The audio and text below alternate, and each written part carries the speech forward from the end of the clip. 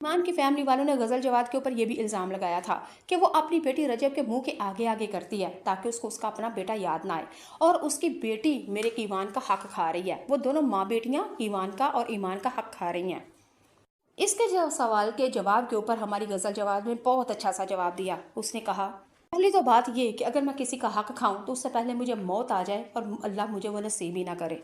और दूसरी बात ये कि ईमान की फैमिली की तरफ से मेरी बेटी जो कि 5-6 साल के बाद मनतो मरादों से और तरस तरस के हमने पता नहीं कौन कौन सी दुआएं और रातों को जाग जाग के मसल्ले के ऊपर रब से अपनी बेटी मांगी, और इनकी तरफ से हम मेरी बेटी को वो बद्दुआएं मिली हैं।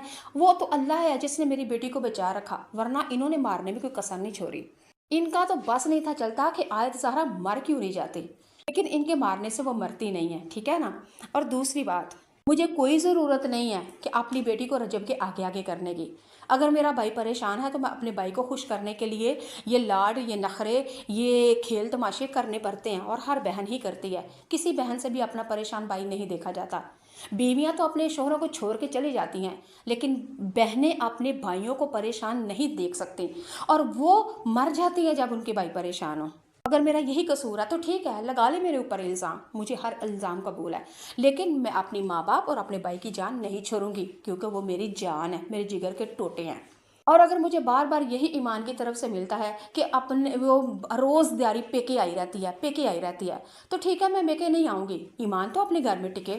जब वो अपने बुढ़े माँ सास ससुर का एहसास नहीं करती, वो अपने मेके में चली जाती है, तो मेरा बाप दिल का मरीज़ है, मेरा बाप शुगर का मरीज़ है, मेरी माँ दिल की मरीज़ है। तो फिर मुझे बताएं, बेटियां क्या करें? बेटियां कहाँ मर जाए? बेटियां क्या अपने ससुराल में स्पॉन्सर्स होती हैं? मैं तो ना, अपनी एक टांग मेरी ससुराल में होती है और एक टांग मेरी मेके में होती है। मैं वो बदकिस्मत बेटी हूँ कि मैं, अब मेरी माँ के पास कोई बहू नहीं है उसको संभालने के लिए, और घर का एक मुलाजम है, और मैं अपने घर में रो रो के गुजारती हूँ कि मेरी माँ को इस वक्त की बेटी या कोई बहू की ज़रूरत थी। तो मैं अल्लाह से दुआ करती हूँ, अल्लाह मेरी तो शादी हो गई है, काश कि मुझे एक और बहन दे देता, वो मेरे माँ बाप के पास होती, वो तो उनका खिदमत करती।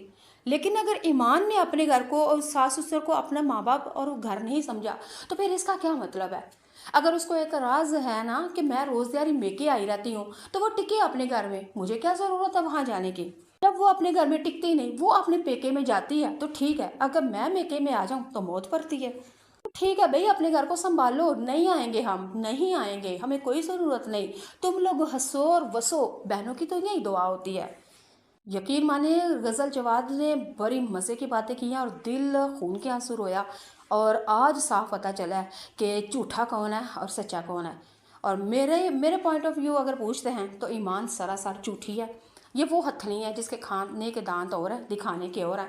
और गज़ल जो पढ़ी लिखी लड़की है, अब जॉब भी इसने हॉस्पिटल में की हुई है, वो कहती है कि हम इतने जाहिल अनपढ़ नहीं है जितना कि हमें जाहिर कर दिया गया है कि ये जाहिल फैमिली है।